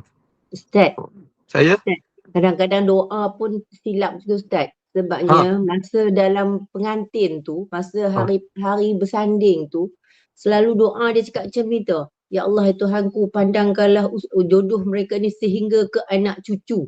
sampai situ. Sampai situ je. Sampai anak cucu tu kan. Tu lah. Salah doa. Salah doa. Sebab doa Ustaz, itu bila yang mengaminkan tu satu dewan. Allah boleh jadi. Jadi kan Itu semua yang nak berdoa tu, tolonglah doa bagi betul-betul sampai ke jannah ke, sampai ke akhir hayat ke. Ubahlah kan. Lepas tu dia orang selalu buat umpama Yusuf dan Zulaika. Kan benda tu kita tahu tak betul kan. Allahuakbar. Itu kena betul kalau orang-orang yang nak berdoa ni. Kita nasihatkan lah. Mana kalau tindakan kita, kalau ada majlis nanti, kalau ada yang baca doa, minta kita tengok teks dia dulu ke. Kadang MC yang ni dia nak sedap kan, dia adalah rima-rima, kita perbaiki lah situ. Satu, yang kedua, kita jangan lihat, bukan satu statistik tu kita tak nak nafikan lah. Yang kedua, tidak semestinya, tidak semua perceraian yang kita terluak ketika di usia lanjut itu tak baik, tak semestinya. Ini saya sebut berdasarkan berlaku dalam rumah tangga sahabat Nabi SAW. Tengok bagaimana Sayyidatina Asma binti Abu Bakar dengan Zubair bin Al-Awwam. Ni dua tokoh besar ni kan. Zubair bin Al-Awwam, sepupu Nabi, hawal Nabi. Asma binti Abu Bakar, kepada kakak Sayyidatina Aisyah, dia yang banyak bantu Nabi masa Nabi hijrah. Di hujung usia mereka bercerai. Dan memang tak ngam daripada awal, tapi ni saya rasa benda ni kena pada hari ni. Bertahan sampai satu tahap dah stabil, dan anak dah ni bercerai. Dan hari ni itu kes saya. Dalam keluarga saya ada baru seorang tu. Rupanya si isteri tu duk tunggu yang tu, duk tunggu anak kerja. Dia dah duduk makan dalam lama dah ni. Kita nampak okey, tiba-tiba meletup. Tunggu anak bekerja baru nak ni. Rupanya ada kes pegang pendam rasa dengan suami. Dua orang baik. Jadi kita tidaklah, orang kata apa, jangan menilai dengan ada pandangan buruk terhadap sebarang perceraian yang berlaku dalam masyarakat dengan ni. Dia banyak refleksi diri kita lah. Wallahualam. Saya nak cakap lebih, saya tak berani bab-bab ni sebab dia channel kita tak tahu kita ke depan macam mana. Wallahualam. Tapi kembali kepada podcast saya, begitulah. Doakan saya nak buat podcast tu kena lalui betul. Tak nak letak dia aku rujuk. Tak. Wallahualam. Panjang pula. Okay, terima kasih pada respon ibu tadi, Januari ni. Perjalanan masih jauh betul. Ada tambahan lain, ada input yang lain? Ada Ustaz, saya perkongsian daripada saya lah. Daripada experience sendiri. Ramailah sahabat-sahabat yang memang banyak berkongsi dengan saya pasal masalah-masalah rumah tangga mereka kan. Kebanyakannya mereka ni kalau boleh dia orang nak bercerai. Allah. Kebanyakan yang cerita dengan saya ni kalau boleh dia orang nak bercerai, dia tak nak meneruskan lagi. Tapi Allah takdirkan dia orang memang masih ada jodoh tu. Sebelum pun dia orang buat, dia orang dah jumpa peguam, dah jumpa kaunselor, dah buat macam-macam. Tapi jodoh mereka tu panjang. Masih ada di situlah jodohnya. Semua gagal. Walaupun dah keluarkan fail, dah buat fail fasak ke apa semua tu, tetap gagal untuk bercerai tu. Tapi lain pula dengan keadaan saya. Saya tak rela bercerai. Tapi saya diceraikan dengan keadaan yang tiba-tiba. Tiba-tiba tahu hujung pangkal dia apa-apa semua, dia jadi macam tu. Dan semua memang terkejut lah sebab keadaan ni memang macam tak disangka kan. Dan orang kata macam mana pasangan yang saling mengasihani, saling mengasihi dan mencintai boleh bercerai. Orang cakap macam tu kan. Itu orang berdua kan. Tapi ialah bila Allah nak jadikan tu sesuatu tu, jadi je kan, tiba-tiba je. Lepas tu dia menjadi question lah kepada sahabat-sahabat saya yang selama ni bercerita tentang dia orang nak bercerai sangat tu. Dan dia kata, macam mana kau pula yang boleh bercerai? Kau kan dia kata gitu. Jadinya macam ni je lah, kita kena tengok apa pun yang berlaku dalam rumah tangga tu adalah ujian. Kalau macam kita ni kita rasa bercerai tu bagus, tapi sebenarnya kita kena anggap yang dalam rumah tangga tu, itu semua ada ujian sebab dalam rumah tangga tu adalah ladang pahala. Selama hari ni saya anggap rumah tangga tu adalah satu ladang pahala. Tapi bila saya diuji macam ni, mungkin saya akan menjadi contoh kepada sahabat-sahabat saya yang nak bercerai sangat tu. Mungkin kita tak tahu. Saya memang saya rasa sakit dia tu sebab saya tak pernah sangka kan seorang suami yang saya cintai dan saya cemburui boleh ceraikan saya macam tu kan. Tapi tak apalah, saya berlapang dada dan saya pun maafkan dia dan saya pun tak ada rasa macam apa. Dan dia pun dah nak bernikah dah dalam minggu depan. Dan saya reda je. Sebab bagi saya, ini adalah takdir dan saya kena melalui takdir saya ni dengan baik. Dan mungkin, yelah macam saya cakap tadi, mungkin benda ni adalah ibrah kepada sahabat-sahabat saya yang nak bercerai sangat tu. Jadi, saya selalu ceritakan, saya kata betapa sakitnya seorang isteri tu yang dibuang tiba-tiba begitu, sedangkan kita sangat mengutamakan dia dalam kehidupan kita. Saya sanggup jadi suri rumah walaupun saya ada ijazah, semata-mata nak taatkan dia, semata-mata nak yelah, dia kata dia suka ada isteri yang sentiasa menunggu dia di rumah. Okey, kita layankan, kita melayani apa saja yang dia nak lah, maksudnya macam tu. Dia suka saya jaga anak buah dia, saya jaga. Ibaratnya macam saya anggap ia ladang pahala dan saya buat apa yang dia suka. Apa yang dia suka saya buat macam tu. Tapi saya diuji dengan perpisahan ni kan. Jadi bagi saya lah, kalau kita masih ada rumah tangga tu, kita sebenarnya boleh nak mekarkan rumah tangga tu. Kita boleh berusaha, kita boleh minta dengan Allah macam mana untuk kita ubah balik. Sebab itu kan ujian masing-masing. Apa untuk kita, apa mujahadah kita untuk betulkan keadaan tu, apa mujahadah kita untuk ni. Sebab saya selama dalam perkahwinan saya memang sentiasa menjadi pendengar setia kepada dia. untuk mendengar kebimbangan dia, untuk mendengar impian dia, dan dia juga akan tanya dengan saya, yang nanti kalau kita dah stable, you nak buat apa kalau kita tak ada anak? Dan dia pun tanya macam tu. Dan saya pun cakap lah, oh saya nak join NGO. Tapi itulah apa-apa benda yang impian saya yang saya share dengan dia, setelah saya bercerai ni saya dapat. Itulah pun. Jadi nampaklah hikmah dia tu. Saya nampak hikmah yang Allah sebenarnya nak mencapaikan cita-cita saya yang selama ni saya nak sangat pada masa sekarang ni. Macam tu.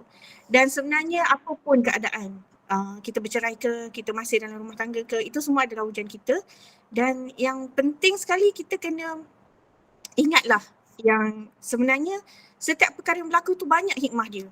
Kalaupun kita masih dengan suami kita, kita carilah mana titik-titik yang boleh kita untuk dapatkan kemesraan balik. Kalau boleh kita lupakan apa yang buat kita rasa sangat-sangat benci ke, sangat-sangat geram ke, apa ke tu ke. Pandang baiknya macam Puan Hanita cakap tadi. Memang itulah yang sepatutnya. Kita pandang baiknya, kita banyak-banyakkan bersyukur. Kadang-kadang kita kena koreksi diri kita juga. Mungkin aku ni yang kurang bersyukur, kita tak tengok apa kebaikan yang ada pada suami kita dan apa yang dia dah buat, apa yang dia dah korbankan untuk kita. Kadang kita kena koreksi macam tu lah. Sebenarnya suami isteri ni kena saling macam tu. Kalau tak, kita tak nampak, kita asyik nak ungkit, oh kau dulu macam ni. And, aku pun aku dah buat ni, aku dah buat tu, macam tu kan. Jadi macam saya tak menyesal untuk perpisahan ni sebab saya tahu ada banyak yang baik dan dia pun seorang suami yang baik. Cumanya ujian ni datang tiba-tiba dan tiba-tiba kami ditakdirkan begini. Kita tak tahu kan masa depan macam mana. Cumanya tu je lah, dan dia pun dah nak bernikah. Itulah, semoga dia dapatlah apa yang dia nak capai dalam hidup dia. Tu je lah bagi saya. Tapi apa-apa pun saya fikir, yalah, hadapi je lah ujian dan juga takdir kita. Jangan kita kena berdamai lah. Kita jangan terlalu macam memandang orang lain punya nikmat ke apa ke, sebab kadang-kadang kita terlalu banyak membandingkan diri. Suami aku macam ni, suami aku macam ni. Kadang-kadang saya terfikir juga sebab orang selalu cakap yang rumah tangga saya ni nampak bahagia, apa semua. Okay. Tapi saya cakap setiap rumah tangga tu memang ada hiruk-piruk dia dalam tu. Tapi kita pandai-pandai jaga sendirilah. Kita pandai-pandai uruskan sendiri kan. Macam tu. Itu je lah yang perkongsian yang saya boleh kongsikan. Dan bila Ustaz cakap kalau masih ada kesempatan ada tu berbincang lah, share lah apa kebimbangan apa semua tu kan. Itu memang saya buat Ustaz. Banyak dalam ni, banyak yang saya buat. Tapi kenapa Allah nak uji juga, itu Allah je yang tahu. Itulah. Jadi perkongsian saya macam tu. Jadi selagi boleh kita betulkanlah. Itu je. Maaf Ustaz. Tak apa. Saya secara peribadi dapat waktu muhasabah Allah. Mungkin jemaah yang lain juga, saya no comment, lebih kata nak absorb pengalaman itu. Dan ini lebih meyakinkan kita untuk pertama jangan pukul rata lah setiap kes perceraian, pukul rata. Tak, dia tidak semudah itu. Dia case by case. Ada yang macam ni juga betul. Dan template dia sebagai zaman Nabi begitu. Sama. Orang bersama baik, bercerai, tak ada jodoh. Jadi kita tidak boleh kata bercerai ni mana ada salah seorang yang tak betul. Tak semestinya begitu. Jangan kita risau kita sendiri. Baik, itu tak nak komen jauh. Cuma yang saya tertarik pada tindakan Allah pengorbanan, penerima berhenti kerja tu. Saya kalau hari ni lah, ini, saya akan nasihat adik saya, kawan lain, siapa jadi isteri, kena bekerja. Jangan berhenti kerja. Walaupun awak jadi isteri. Kalau nak jadi isteri rumah ke apa, kena. Kita tak tahu ke depan. Saya nasihat macam tu. Anak saya seorang yang perempuan pun saya akan nasihat begitu. Ini tindakan orang kata action berdasarkan pengalaman lah. Sebagai saya dulu juga begitu, saya nak mengimpikan sangat isteri saya misalnya berhenti awal-awal perkahwinan, saya kata nak suruh dia berhenti kerja gini, kita rasa kita mampu lah untuk tanggung. Saya ni dia cerdik lah bab ni. Dia tak jawab, tapi kita orang tu desak lah berapa kali ni sampai dia beri satu kenyataan yang padas, sentuh sakitnya di sini terduduk saya baru kita juga. Oh tu juga. Dia taklah kata dengan bahasa yang ni, tapi dia sebab dia kita duk minta duk bincang. Tu lah berkongsi impian tu lah. Berkongsi impian okey nak tak nak kerja, tak nak pergi kerja di rumah gini gitu gini. Untuk kesekian kalinya saya duk sebut berkongsi impian yang sama duk gini. Dia cakap mudah, dia kata, "Bang, bukanlah minta andai kata ikut nanti ikut abang tak ada, saya tak bekerja, anak-anak kita macam mana?" Oh, itu paling sentak saya.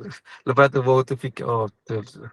Bukannya kadang-kadang hasrat kita, malah kita boleh kait dengan hadis Nabi, kadang-kadang hasrat kita tu kita tak ada buat sebabkan ada menolak kemudaratan lebih besar kan.